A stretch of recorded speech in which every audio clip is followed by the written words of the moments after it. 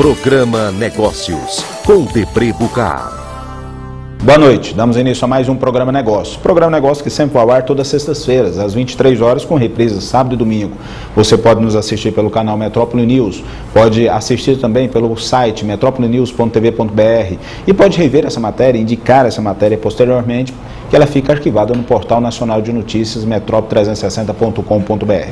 Essa noite nós estamos recebendo em nossos estúdios André Rocha, que é presidente executivo dos sindicatos da indústria de fabricação de açúcar e etanol do Estado de Goiás, CIFAEG e CIFA-Açúcar. E juntamente com ele, quem vai nos ajudar nesse debate importante, nosso conselheiro José Manuel Caixeta Raum. Isso. Raum, secretário executivo da Secretaria de Agricultura, Pecuária e Irrigação do Estado de Goiás. Boa noite a vocês, obrigado por virem ao Programa Negócio, ajudar a discutir o Estado de Goiás, um setor que é tão importante, que é o agronegócio, ainda mais falando de açúcar e de álcool. Boa noite a vocês. Boa noite, André. Boa noite, Debré, boa noite a todos os nossos telespectadores. Boa noite, Zé. Boa noite, Debré, a todos. Boa noite, André. Prazer estar aqui com vocês. Prazer é nosso recebê-los.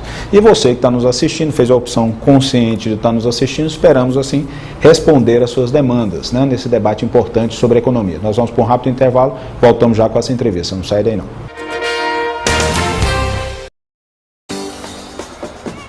Chegaram as novas mini garrafinhas de alumínio Coca-Cola.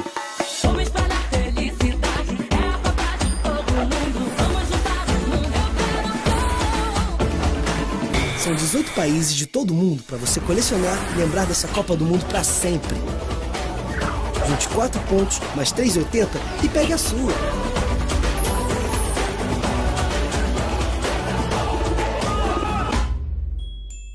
Isso que você vê e vive já é passado. Veja, viva e adquira o novo. JCB é a máquina. Você só encontra na Locagin. Mais uma máquina JCB. Novidade, só a JCB tem. Direção independente nas 4 rodas, única do mercado. Cabine fechada com ar-condicionado. Sistema de segurança do retro. Banco giratório de 180 graus. Uma máquina diesel sem HP. Essa máquina você encontra na concessionária Locagin JCB. De volta com o Programa Negócio, vamos discutir agronegócio com André Rocha.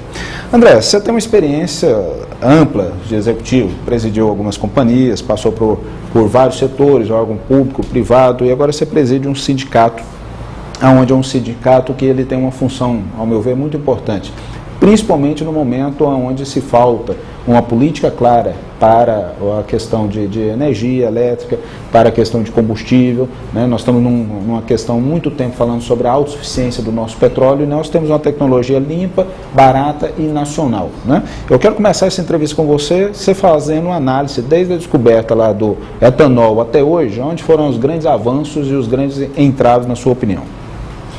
O etanol, a política do etanol, no mundo ela é antiga, né? Os primeiros carros na década de 50 você tinha carros movidos a etanol. No Brasil, em função da crise do petróleo na década de 70, apareceu o programa, o Proálcool, que visou desenvolver não só a tecnologia da energia limpa, como você falou, e renovável, mas também, naquele momento, também ganhar economia, visto que houve um choque no petróleo. Agora, para você ter ideia, o choque do petróleo é quando o petróleo passou primeiro de 3 para 10 dólares o barril, depois de 10 para 15 dólares o barril. Quer dizer, hoje nós estamos falando de barris de petróleo a mais de 150 dólares, né?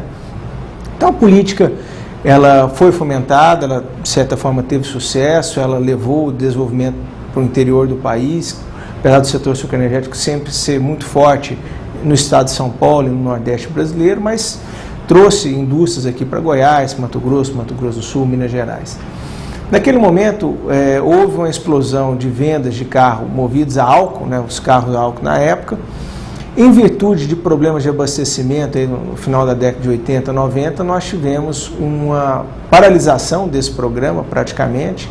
Hoje nós ainda temos uma frota muito pequena remanescente desses carros a álcool, mas teve uma recuperação desse programa em 2003 com o aparecimento do veículo Flex. Então, quer dizer, hoje o programa do etanol brasileiro ele tem na realidade 2 grandes momentos. A questão do aparecimento do veículo Flex em 2003 e hoje mais de 90% dos veículos leves produzidos no Brasil são veículos com tecnologia Flex. E, ao mesmo tempo, quando o governo do estado de São Paulo tomou a medida de reduzir o ICMS do etanol, em comparação com o ICMS da gasolina. O ICMS da gasolina lá é 25%, do etanol era 25%, passou a 12%. Isso deu a competitividade e abriu o maior mercado do país, o mercado onde tem mais veículos, né, para o consumo de etanol. Houve então uma explosão do consumo, depois outros estados copiaram esse expediente, mas dando um diferencial tributário. Isso aconteceu em Goiás, no Paraná e em Minas Gerais. Então ajudou-se a criar um mercado. Ao mesmo tempo, a possibilidade de você exportar esse etanol para o mundo, quer dizer, o mundo que vinha discutindo o protocolo de Kyoto e começou a ter um olhar mais carinhoso com o etanol. Os Estados Unidos adotou uma política para fazer o etanol de milho, e o Japão começou a fazer experimentos com a ETBE, havia uma perspectiva de um mercado mundial. Então a safra do setor de 2003 a 2008 ela dobrou, porque havia-se uma expectativa não só do crescimento de consumo dentro do país, mas sobretudo fora do país. A gente começou a exportar bastante etanol, principalmente para os Estados Unidos. O problema é que, primeiro, os Estados Unidos começou um programa arrojado, bem depois do nosso, e hoje eles produzem o dobro do etanol de milho do que nós produzimos de etanol de cana-de-açúcar, né? Apesar da cana-de-açúcar, em termos de energia, ser muito mais eficiente, mas isso é uma questão de clima. André, mas os produtores de álcool no Brasil, eles reclamam muitas das vezes de falta de transparência na política energética desse país, e às vezes também, e aí, José, vou pôr você nesse par aí, que representa o governo, às vezes intervenções do governo federal, né? E nós vimos no ano passado, vou citar só um exemplo aqui para que o telespectador possa se pautar conosco. No ano passado, a presidente Dilma Rousseff chamou ao apagar das luzes em 2013 a Eletrobras, que é de capital aberto, e falou: olha, a partir de amanhã vamos baixar a energia em 20%. E a Eletrobras baixou suas ações em 65%, os investidores chiaram, e por falta dessa clareza, dessa consistência na política, hoje tem um aumento disfarçado nos impostos para corrigir uma falta de uma política energética. Então, eu gostaria de falar de política energética, se você fizesse uma avaliação como presidente de 2 sindicatos. Como que ou qual que é a medida certa para que o governo intervenha, onde nós podemos interpretar isso como uma política desenvolvimentista para o setor, e aonde que essa divisão que já passa a ser intervencionista do governo, que atrapalha o setor? Bem, da mesma forma que eu falei dos momentos positivos, a grande questão negativa é que, infelizmente, no Brasil nós estamos vivendo uma crise energética. Quem está à frente do governo, a presidente Dilma, há 10 anos ela comanda a política energética do Brasil, porque ela era ministra das Minas e Energia do ex-presidente Lula. E o governo tem errado muito nisso. Por que ele tem errado? Primeiro, você acabou de falar, a questão da própria energia elétrica. Você simplesmente, unilateralmente, reduzir a energia em 20%, sem combinar com as distribuidoras, no que diz respeito à questão dos investimentos. Nós vivemos um problema que hoje no Brasil, para você, em qualquer lugar do Brasil, se você quiser instalar uma grande indústria, você tem problema de energia. Hoje no Brasil, nós importamos todas as formas de energia. Nós importamos gasolina, etanol, gás, nafta, energia elétrica, que nós compramos a parte de Itaipu. Hoje nós só não importamos vento, o resto, toda a parte de energia é importada. Além disso, nós vemos um problema que está tendo com as distribuidoras, que a gente acabou de falar, com a Petrobras. Essa política do governo intervir, de segurar o preço da gasolina, a Petrobras comprando a gasolina lá mais cara, vendendo mais barata, dando um subsídio para o consumidor, que deveria ser pago então pelo Tesouro, e não está sendo pago. Na realidade, hoje a Petrobras acumula um prejuízo, que também traz um prejuízo à nossa balança comercial, praticamente quebrou o setor de etanol, porque o nosso maior concorrente, que é o monopólio estatal, não reajusta o preço. Então nós temos um problema, sendo que os nossos custos têm aumentado porque as terras se valorizaram, porque fertilizante subiu, porque diesel subiu, porque a taxa, a Selic subiu, porque o dólar subiu. Então, porque o transporte não evoluiu, a mão de obra subiu, a logística nossa é muito ruim. Então, esses custos que não são administrados por nós temos feito a nossa parte. Hoje o setor tem feito investimentos grandes em logística, né? O duto de etanol que está em construção entre Paulínia e Ribeirão Preto, ele está pronto. Entre Paulínia e Uberaba, em construção. A gente espera no ano que vem ele está chegando aqui em Goiás, em Tumbiara, depois indo para Jataí. são investimentos do nosso setor. E vários modais ferroviários que nós temos investidos através de parcerias com a ALL, principalmente com a ALL. No momento, André, José e telespectador, nós falamos de carro movido a energia, né? Nós falamos de energias limpas e a gente continua investindo e transformando isso como se fosse uma única energia. André, daqui a pouquinho, então, o telespectador pediu para que você desse a sua opinião da importância para Goiás da sua eleição para representar Goiás no Fórum Nacional de Suco Energético. Qual que é a importância para Goiás para isso? Uma pergunta do nosso telespectador.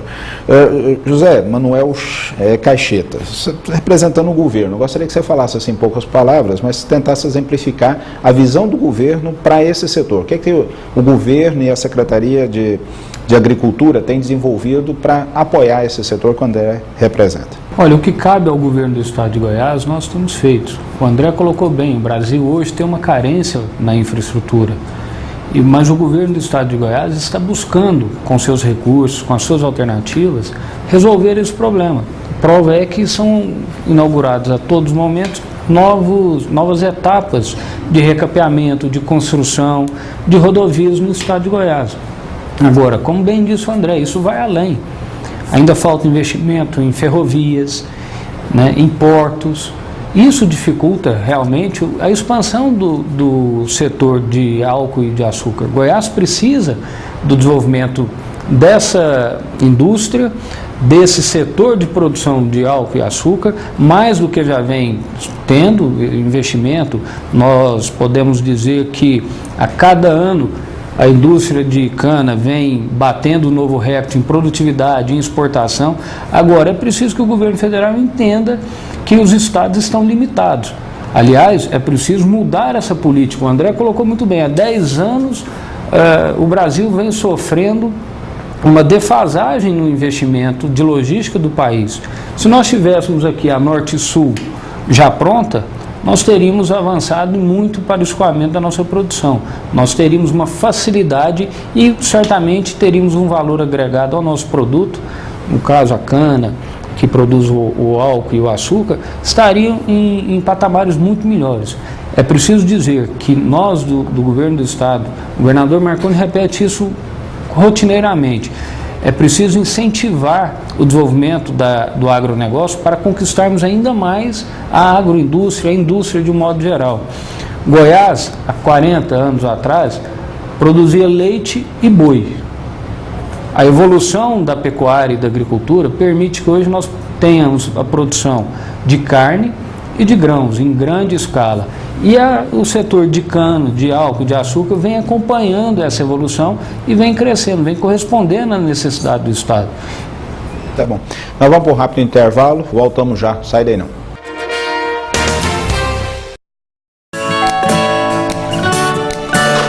Oi, amor. Trouxe os filmes. Opa. E aí, vamos ver o filme? O que a gente vai assistir? Achei um romance. Romance? Aproveita aí, pega o sorvete pra gente.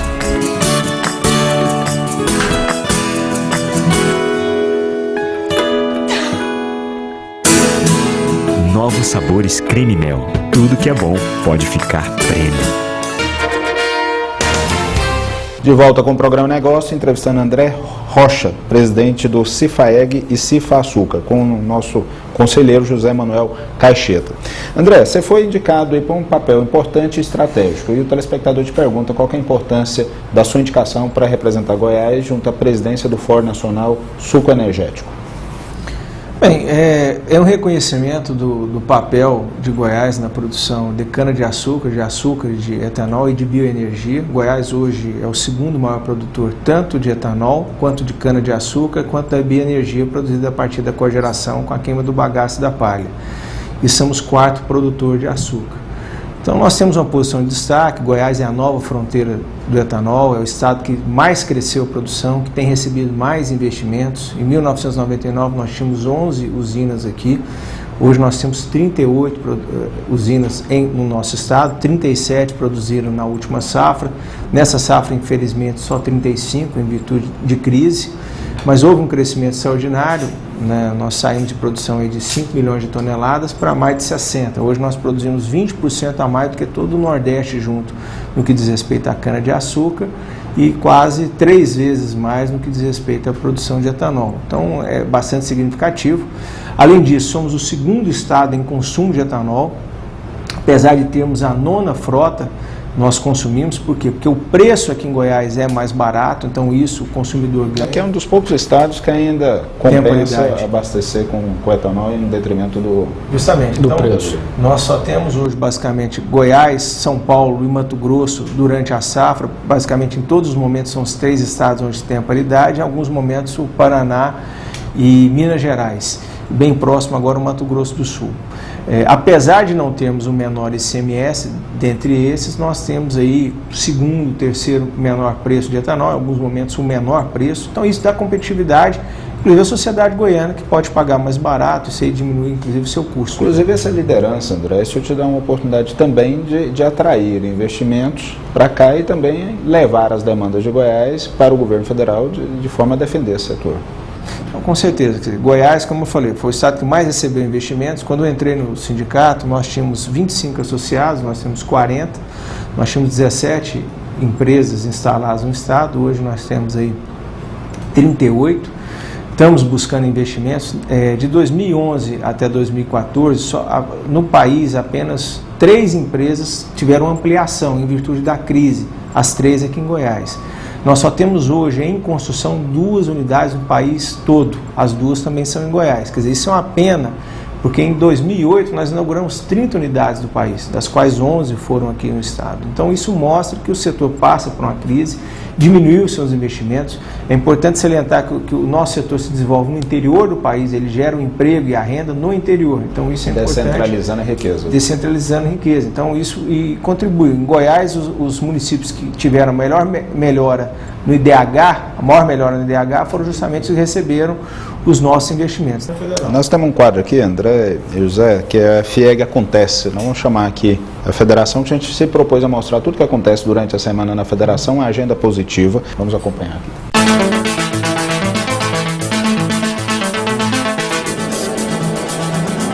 No Palácio Pedro Ludovico Teixeira, aconteceu a reunião entre o Estado e as entidades de classe. O governador Marconi Perillo, o Fórum Empresarial e os prefeitos da região metropolitana de Goiânia, juntamente com as empresas do transporte coletivo, fizeram um pacto para a melhoria do transporte coletivo.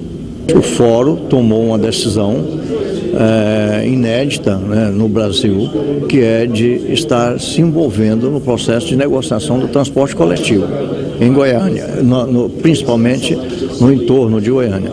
E isso faz com que os nossos trabalhadores, tanto da indústria e do comércio, teremos uns trabalhadores com mais disposição, menos estresse e com mais possibilidade de produção maior. Então, nós resolvemos entrar porque, com certeza, os nossos trabalhadores é um dos maiores prejudicados no processo. O governo assumiu o compromisso e a responsabilidade de começar a arcar com metade desse subsídio a partir do dia 1º de maio e as prefeituras a partir do dia 1º de janeiro. Para que isso seja sacramentado, nós vamos assinar, todos nós, um convênio, onde o governo do Estado terá a sua responsabilidade e as prefeituras a sua responsabilidade proporcional ao número de usuários do sistema em cada uma das cidades. Não canso de elogiar a importância das federações nesse país. Se nós estamos na situação que nós estamos, que a gente consegue atender alguns clamores e dar voz a esses clamores, é graças ao trabalho de várias instituições importantes no Brasil, e a Federação da Indústria faz esse papel fundamental. Zé, o que você, para a gente concluir essa entrevista, o que você acha? Eu acho que André, acho que é importante destacar a questão da alternativa da economia. O setor traz para o estado de Goiás uma alternativa produtiva, uma alternativa econômica, financeiramente possível. E como disse o André, Goiás já atingiu em poucos anos o 4º lugar na produção. Então esse setor, seja da açúcar, seja o setor do açúcar, do álcool, da bioenergia, é uma alternativa de produção para o setor primário, para o produtor rural, para a agricultura do estado de Goiás, de um modo geral. Isso é importante porque você permite ao produtor rural buscar novas fontes de receita.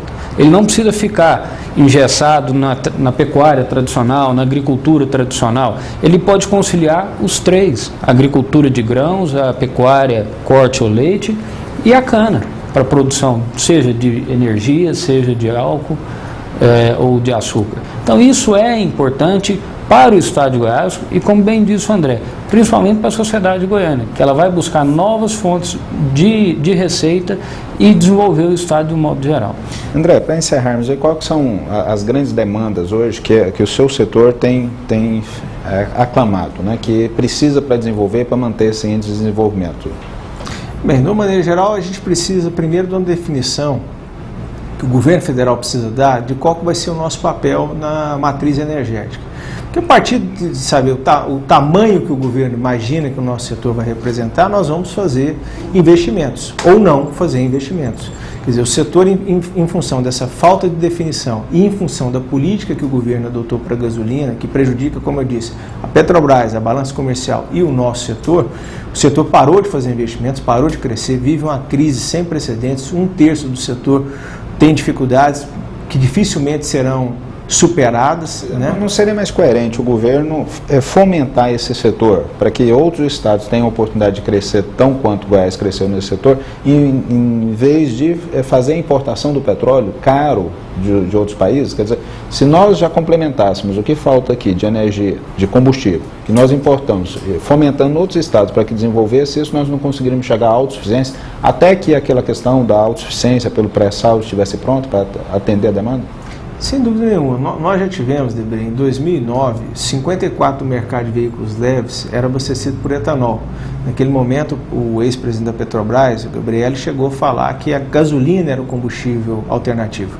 Hoje o papel do etanol no consumo está em torno de 34%. Então, apesar da frota flex ter crescido, nós que vendíamos em torno de 1,6 bilhões de litros de hidratado por mês, passamos a vender agora 1,1 bilhão de litros. Estou falando no centro-sul brasileiro. Então, nós tivemos uma queda de consumo pela perca de competitividade. Quer dizer, lógico que alguns estados podem ajudar, seguir o exemplo de Goiás, de São Paulo, do Paraná e de Minas, e desonerar o ICMS, dar uma competitividade, porque no mundo inteiro você incentiva a energia limpa desonerando impostos, ou em algumas situações onerando os combustíveis fósseis para estimular, porque eles são nocivos, não é só nocivo para o meio ambiente, nocivo para a saúde pública, né?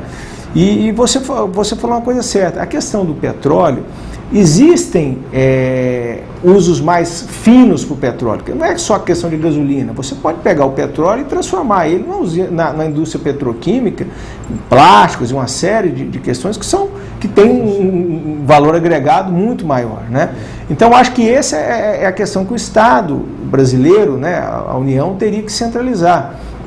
Como o Zé Manuel comentou, Goiás sofreu uma transformação a partir do momento que você saiu daquela pecuária da produção primária e você começou não só a partir para a produção grande de grãos e depois da cana-de-açúcar, mas quando você industrializou isso, quando você passou a produzir mais óleo de soja, farelo, quer dizer, continuando com a produção de grãos, quando você passou a ter uma produção maior, as indústrias, os laticínios em Goiás se cresceram. Hoje, se você pegar entre os 10 maiores laticínios do Brasil, os 3 são goianos, quer dizer, 2 ainda geridos por família goiana, um que começou com a família goiana, que hoje faz parte de um fundo. Então, a gente precisa isso. Mas, voltando ao setor, é a questão do papel da matriz energética, uma política clara para a gasolina. Quando a gente fala política clara, o que a gente quer é o seguinte, que sigam a regra que todos possam entender.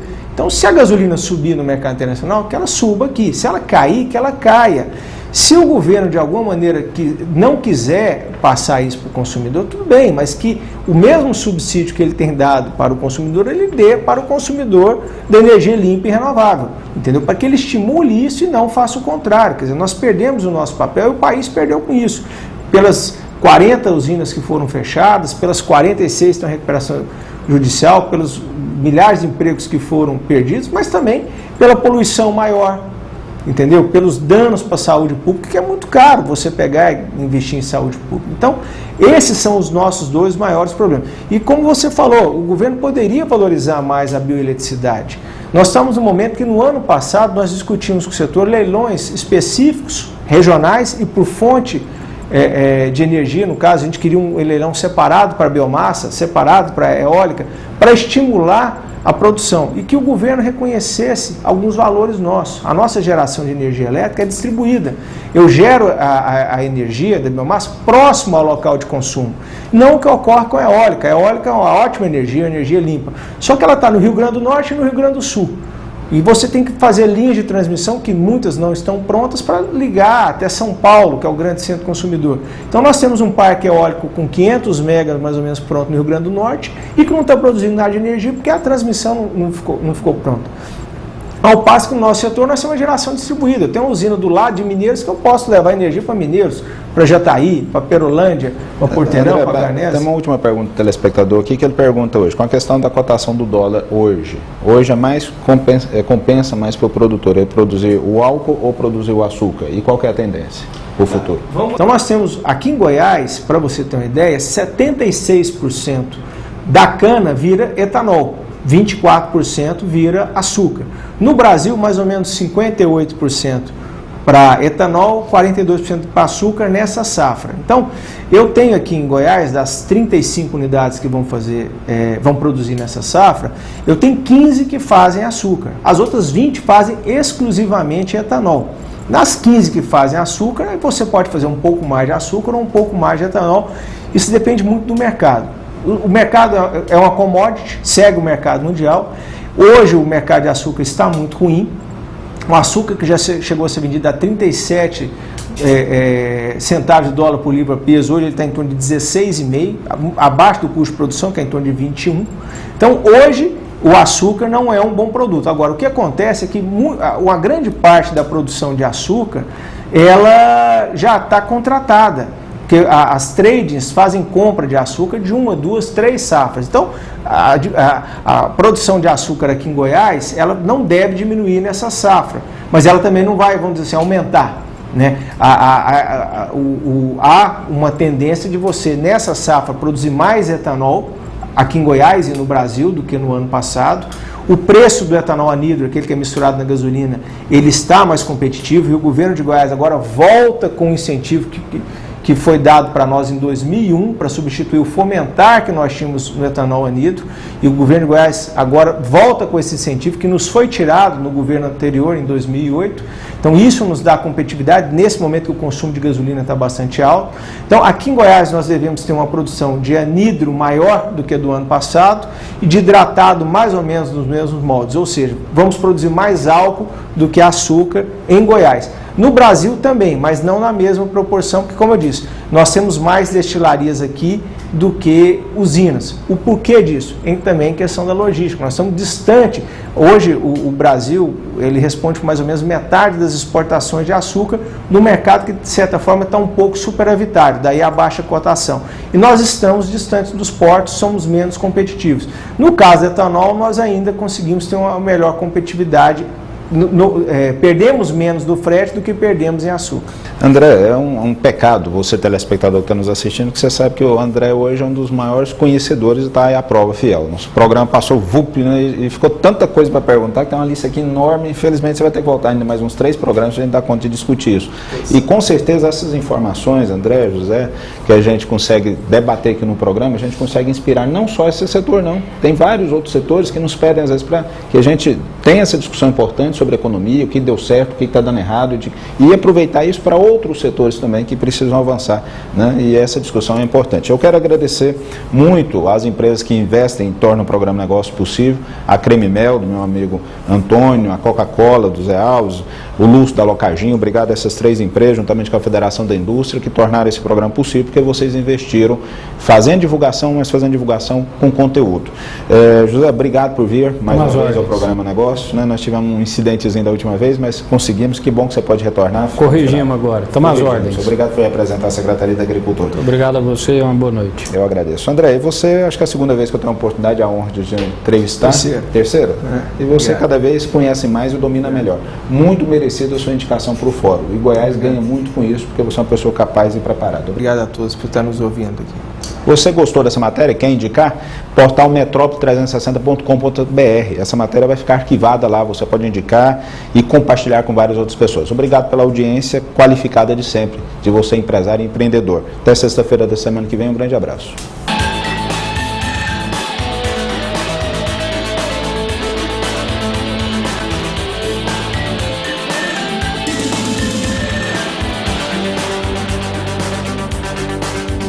Programa Negócios, com Debré Bucar.